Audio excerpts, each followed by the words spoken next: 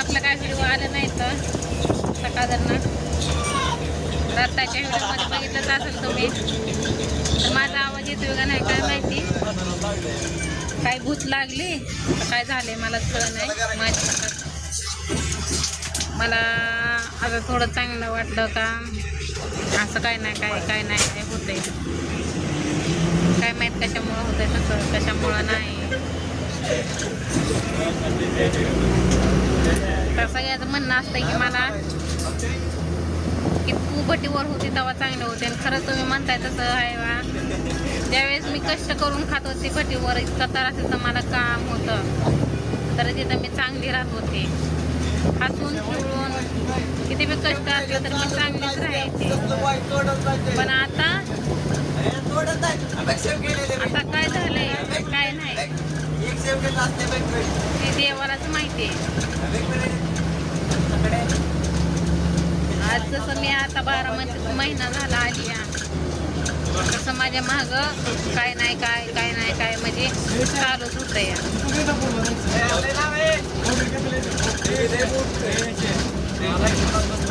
माझ्या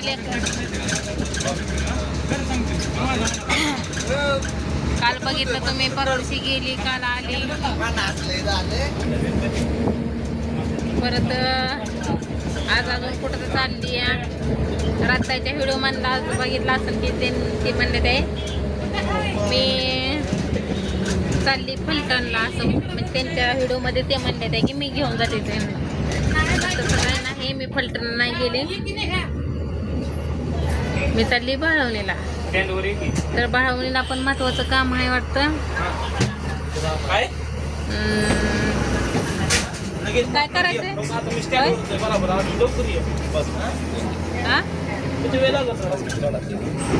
नावाचे मतदानाचं काहीतरी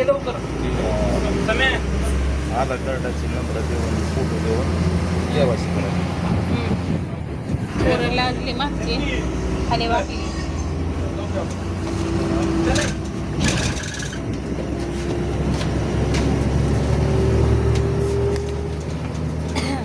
नाहीतर परत आपल्याला मतदानच नाही असं म्हणते ती. तर भाऊजीनं करून आले, तर भाऊजी काल का परवा दिवशी आमचं राहिले, तर तिथं दोघंच लागते ते. आणि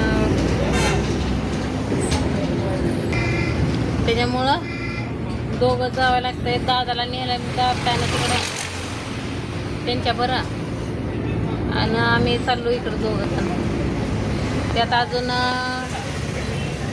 काय म्हणते की दुष्काळ 13वा महिना, तसं काम काय माहिती. पण गावाकडे जाताना काय नाही काय अडचणी असते त्यात. तर आता गावाकडे चाललो तर तेवढं 500 रुपये होतं, ते पण कुठं हरवून बसलं काय माहिती. ते एक डोक्याला ताप आहे.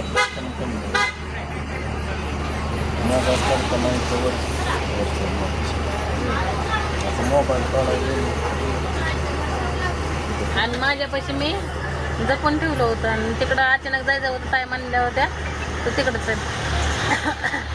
पण ताई म्हणल्या तर जावा दोघं, पण जरा थोडंसं खातं बी खोलायचं होतं.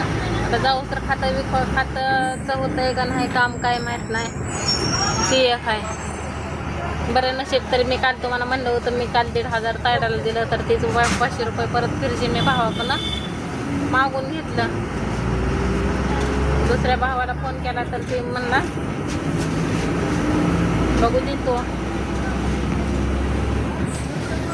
तर आपल्याला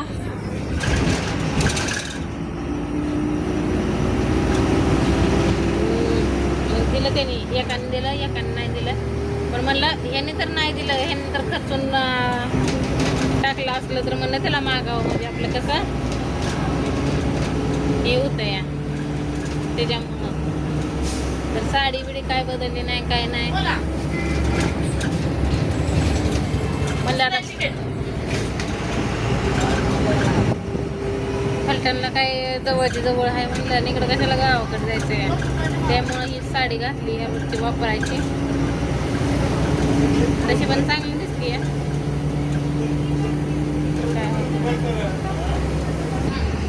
शेवटी कुठे गावातच जायचंय आपल्याला आणि आपलं महत्वाची काम असल्यावर ते तर ती सर आणि मॅडम यांच्यावर वैतागली. म्हणले तुम्ही सारखं सुट्टे घेताय यो अचानकच का तसं. तर त्याची मुदत बी 2 दिवसच राहिली आता गुरुवारपर्यंत आहे. तर म्हणजे आपले चांगले काम व्हायला लागले सगळे. पण पुढचा समोरचा माणूस आडवं कुठलं तरी गोष्ट. कारण का आता यांचं 15 तारखेला पण लायसनचं काम झालं होतंय. म्हणजे सगळं झालंय. कसं लायसन तर आलंय. आता ओरिजिनल लायसन येणार त्यांना ते पण. म्हणजे गावाकडे आलेलाच एक फायदा. गावाकडे आल्यावर हळूहळू सगळे काम होते ती म्हणजे झालीच थोडक्यात. आणि ती म्हणली ही तुम्हाला तर केलं नाही मतदानाचं तर तुम्हाला रेशन कार्ड पण होणार नाही आहे ना. तुम्हाला घरकुलाला नाव देता येणार नाही. मतदान तुमचं होणार नाही. त्याच्यामुळं आता जावंच लागतं या. जाताना पण ती आडवं. आता कधी होतंय का मग कधी नाही काय माहित नाही. जायलाच किती वाजले तेव्हा 1:30 वाजले. म्हणजे अजून इंदापूरमध्ये पोचायचं आहे आम्ही. आणि तिथनं टिंबूरने तिथनं गावाकडचं तर गाड्या पण गावात नाही त्या आणि काहीच नाही. तर 2 दिवस झाले म्हणजे 3रा दिवस आहे. या ह्याच्यात जाणं येणं तुम्ही तर बघितलंय ते चालणं. त्याच्यामुळं लई थकल्याने झाले नसतं. आता मला वाटतं इंदापूरमध्ये आलो कारण का सोन्याचा कारखाना दिसला इथं. दिसतोय का नाही तुम्हाला काय माहित नाही. सोन्याचा कारखाना सोनायची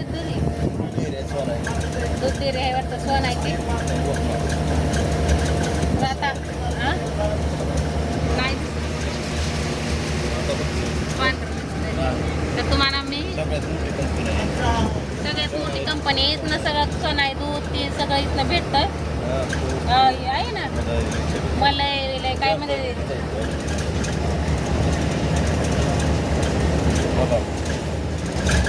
तर तुम्हाला कारखाना सोनायचा कारखाना सोनाई दूध डेअरी आहे का. हो का आहे कशा आहे ते लय मोठा कारखाना आहे. तिथं राखरे आहे ना.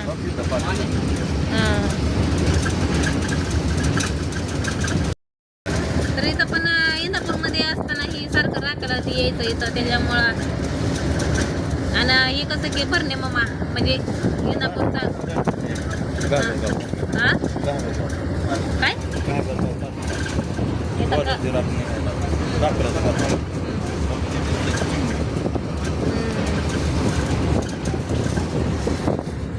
इथं आपण ईद खाली करायला गेलो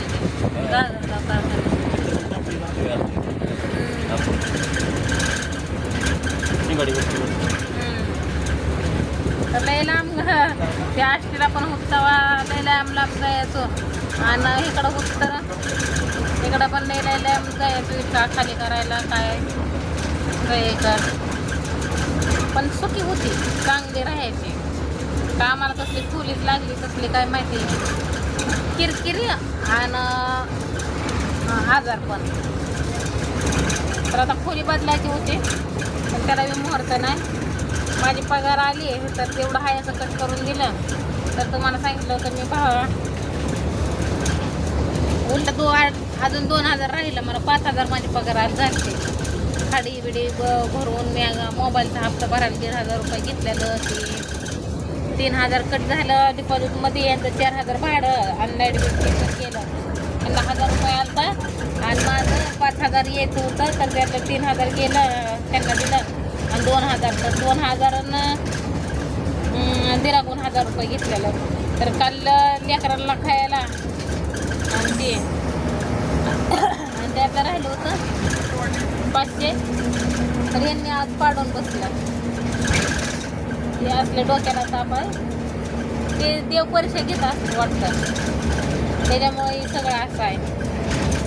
जाऊ द्या, कधी भोग जातेला म्हणतं, कधी नाही तर काय माहिती. पोरगं बी म्हणलं चांगलं नादी लागल, चांगलं ही होईल. तर कशाचं काय तिथं पण कोडे करायला लागलं, मारायला लागले म्हणजे लेकरं त्याला सगळ्या गालाला त्याच्या कोणाच खायच्या. परत काय झालं नकाचं वीज तर लागलं तर काय ते अजून दुष्काळ 13 महिना कुठं काय ना. आणि त्याला मी लई पैसे घालवले होतं व आम्ही कष्टावर इतकं तर पैसे घालवले होतं. आणि ते फक्त जन्मूस तर मी त्याला 3.5 लाख रुपये घालवले होते. आणि आम्ही ते 2 महिन्याचा असल्यापासून ते चिकून थांबत होतो. आणि पोटात होता तवा 8 महिन्यापर्यंत आहे का नाही. 8वा महिना लागून तर मी चिकून थांबलाय. कारण का त्याच्यात दवाखान्यात म्हणजे ते पोटात असल्यापासून इतका खर्च. आणि जलावल्यावर इतका खर्च केलाय त्याला काच ते असं माणसं सगळं आमचं 3.5 लाख रुपये गेलं ते. पण कोणाचा रुपये घेतला नाही ना, कोणाचा काही नाही. त्याच्यामुळं मग मला नाही वाटत की लेकरांनी म्हणजे कुठल्या माणसाने चिडचिड करावं माझ्या लेकराला. कोणी नाही, बघू जसं होईल तसं होईल.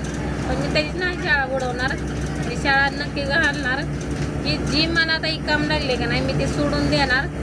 आणि कसं आहे की लेकरं पेरे असते ते लोकांचा मारखाना मला नाही पुजीला माझ्या पटात. तर चला आता बघू, गावाकडे गेल्यावर तुम्हाला दाखवते.